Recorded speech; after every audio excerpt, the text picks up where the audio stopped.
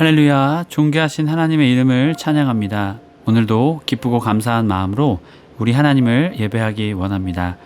8월 9일 수요일 아침 예배를 하나님께 올려드립니다. 기도하겠습니다. 은혜와 사랑이 풍성하신 하나님 아버지, 감사합니다. 주님, 온전히 우리의 삶은 주님만 의지하는 삶인 줄 믿습니다. 세상의 것, 사람들, 이 밖에 많은 것들을 의지하지 않게 하시고 오직 하나님 한 분만 의지하며 살아가는 우리의 복된 삶 되게 하여 주옵소서. 우리 주 예수 그리스도의 이름으로 기도드립니다. 아멘. 시편의 말씀으로 우리 하나님을 찬양하기 원합니다. 시편 105편 26절부터 28절까지 말씀입니다. 우리 함께 합독하여 읽습니다. 그리하여 그는 그의 종 모세와 그의 택하신 아론을 보내시니 그들이 그들의 백성 중에서 여호와의 표적을 보이고 함의 땅에서 징조들을 행하였도다. 여호와께서 흑암을 보내사 그곳을 어둡게 하셨으나 그들은 그의 말씀을 지키지 아니하였도다. 아멘. 오늘 우리에게 주시는 하나님의 말씀은 예레미야 17장 1절에서 18절까지의 말씀입니다. 매일 성경 129페이지에 있습니다. 오늘 말씀은 좀 길기에 1절부터 8절까지 말씀, 그리고 14절부터 18절까지의 말씀만 읽도록 하겠습니다. 유다의 죄는 금강석 끝 철필로 기록되되 그들의 마음판과 그들의 제단불에 새겨졌거늘 그들의 자녀가 높은 언덕 위 푸른 나무 곁에 있는 그 제단들과 아세라들을 생각하도다.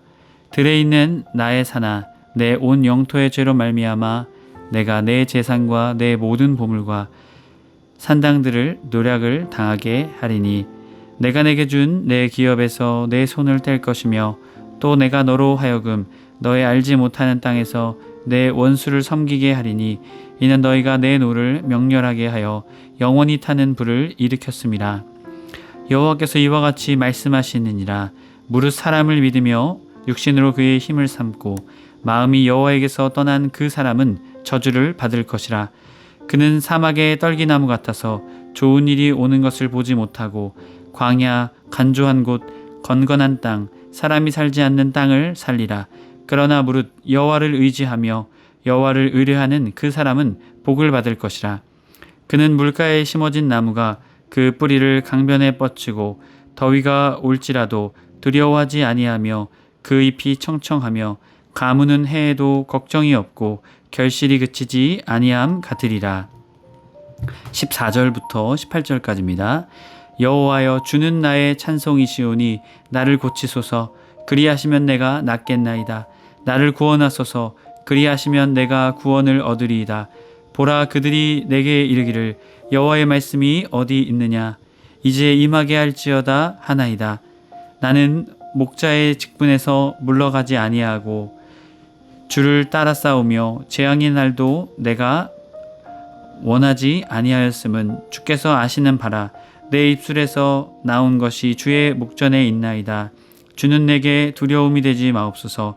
재앙의 날에 주는 나의 피난처이시니다. 나를 박해하는 자로 치욕을 당하게 하시고 나로 치욕을 당하게 마옵소서. 그들은 놀라게 하시고 나는 놀라게 하지 마옵소서. 재앙의 날을 그들에게 임하게 하시며 배나 되는 멸망으로 그들을 멸하소서. 아멘. 할렐루야. 오늘 하루의 첫 시작을 주의 말씀으로 또한 주님을 바라봄으로 시작하는 해림의 모든 성도님들을 주님의 이름으로 축복합니다. 오늘은 제단불에 새겨진 죄라는 제목으로 은혜의 말씀 나누고자 합니다. 오늘 말씀은 우상을 숭배한 유다의 죄가 가져올 심판을 말합니다. 하나님을 의지하는지 아니면 사람을 의지하는지에 따라 행한 대로 반드시 보응하시고 갚으시겠다는 하나님을 소개하고 있습니다. 오늘 말씀은 1절부터 4절까지의 말씀은 지울 수 없는 유다의 죄를 우리에게 들려주고 있습니다. 그리고 오늘 본문의 말씀은 앞선 2장부터 25장까지 이어지는 예레미야의 말씀 중에 12개의 예언으로 이 구성이 되어 있는데요. 7번째에 해당하는 예언입니다. 외부적 대적으로 인해 유다가 고통당할 것이고 또한 그들이 굴욕을 당하게 될 것이다 말합니다. 왜 그렇습니까? 하나님을 떠났기 때문이죠. 하지만 그럼에도 불구하고 유다의 죄는 이러한 예언에도 불구하고 그들의 마음은 돌이킬 생각이 없었다는 것이죠.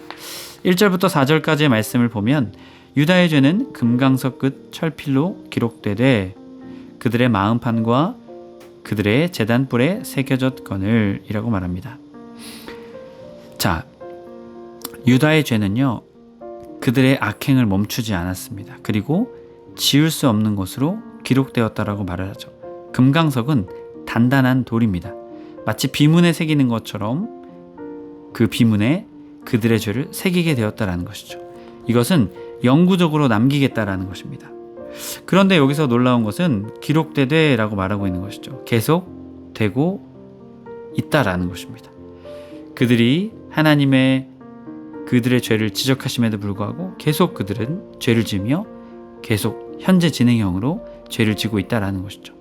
결국 그들의 마음판, 사실 그들의 마음판에 무엇을 새겨야 합니까? 하나님의 언약, 하나님의 약속을 새겨야 하지만 그들은 죄를 새기고 있다는 것이죠.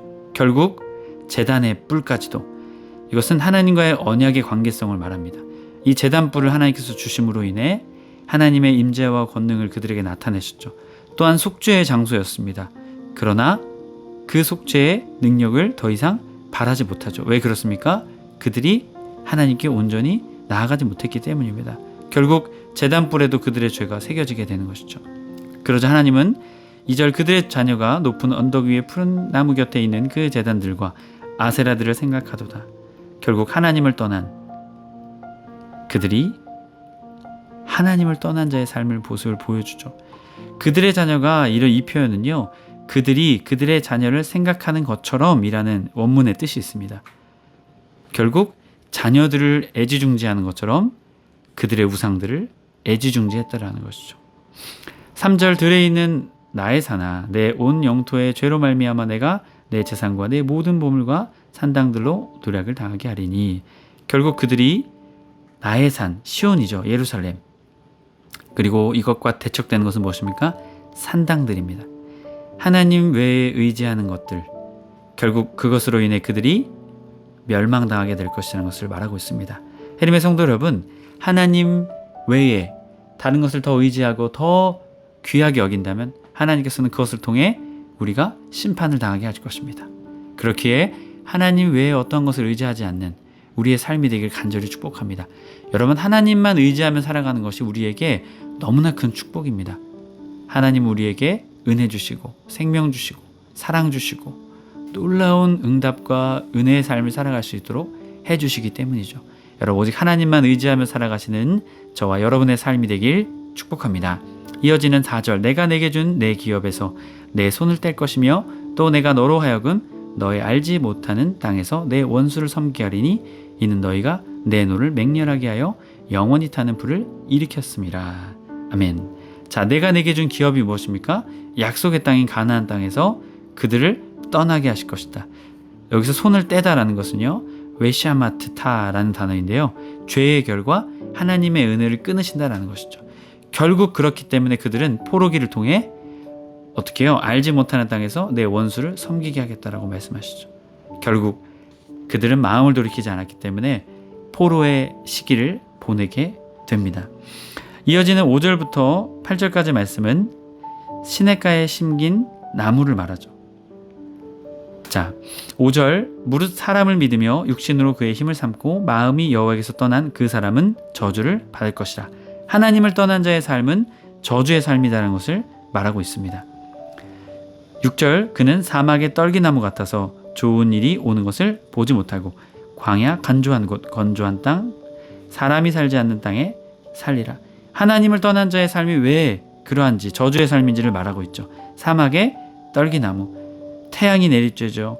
사막에 열기가 있죠. 생존의 가능성이 없고 소망이 없다라는 것입니다.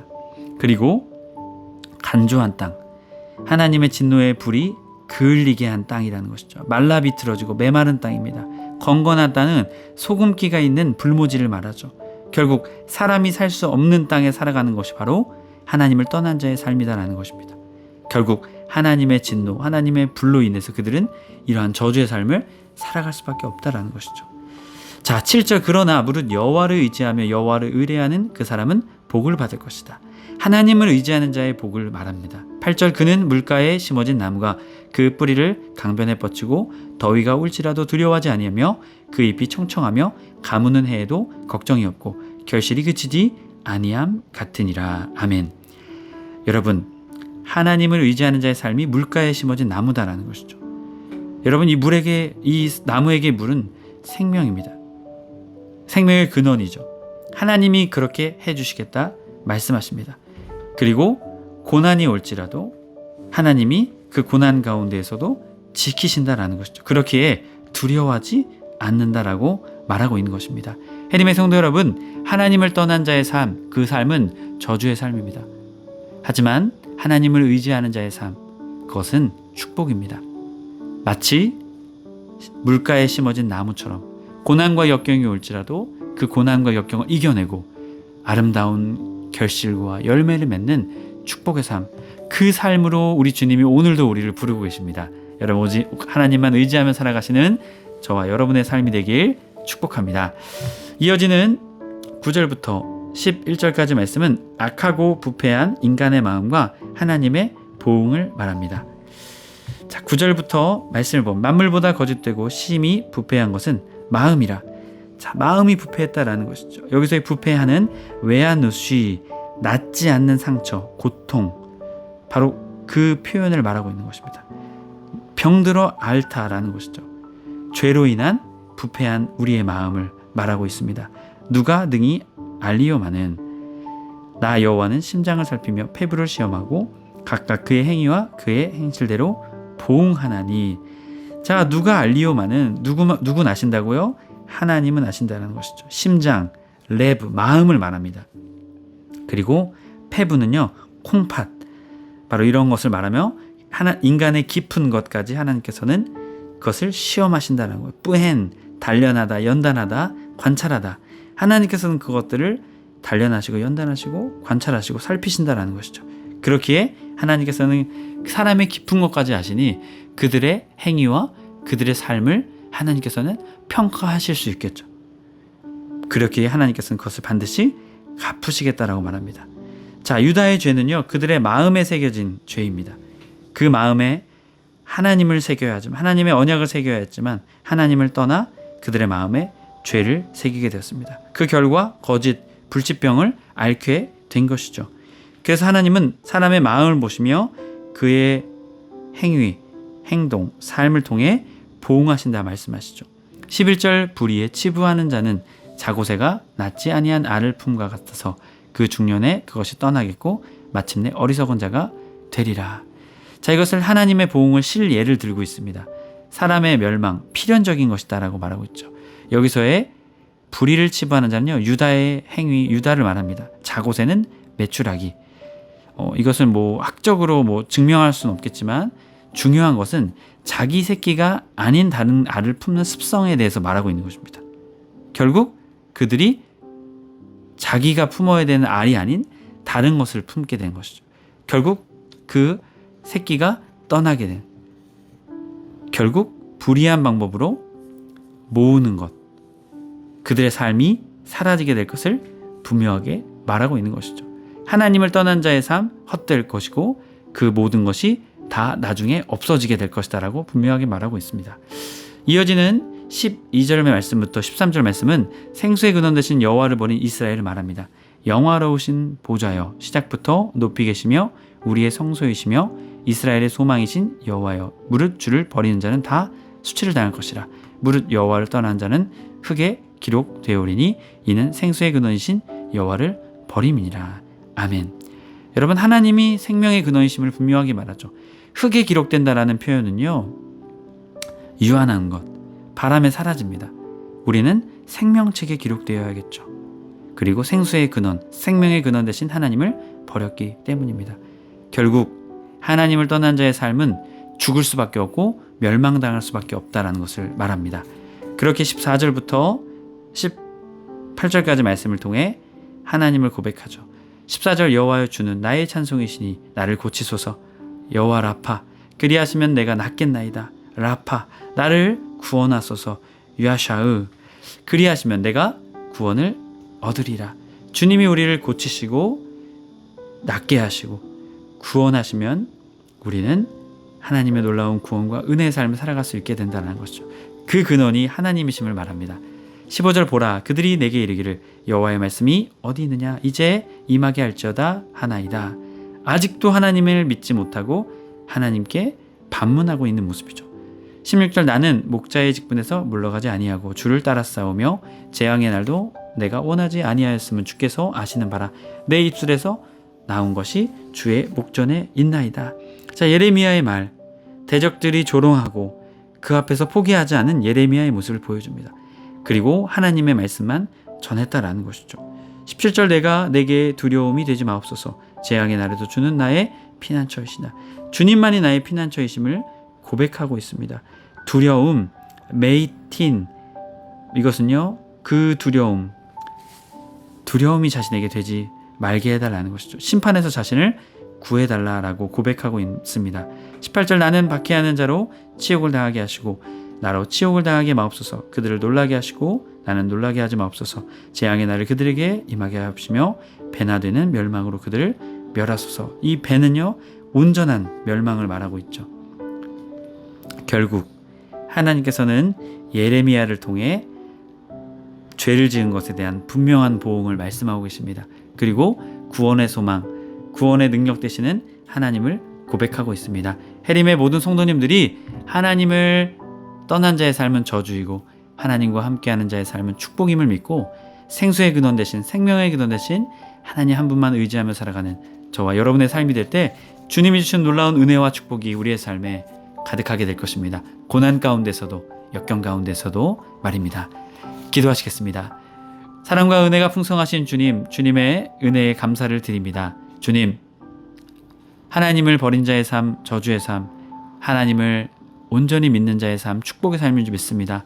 고난과 역경 가운데서도 이끄시는 주님, 온전히 주님만 의지하며 살아가는 우리의 삶 되게 하여 주옵소서. 우리 주 예수 그리스도의 이름으로 기도드립니다. 아멘. 주기도문으로 마치고 자유롭게 기도하겠습니다. 하늘에 계신 우리 아버지여, 이름이 거룩히 여김을 받으시오며 나라 임하옵시며 뜻이 하늘에서 이룬 것 같이 땅에서도 이루어지이다. 오늘날 우리에게 일용할 양식을 주옵시고 우리가 우리에게 죄 지은 자를 사하여 준 것 같이 우리의 죄를 사하여 주옵시고 우리를 시험에 들게 하지 마옵시고 다만 악에서 구하옵소서. 나라와 권세와 영광이 아버지께 영원히 있사옵나이다. 아멘.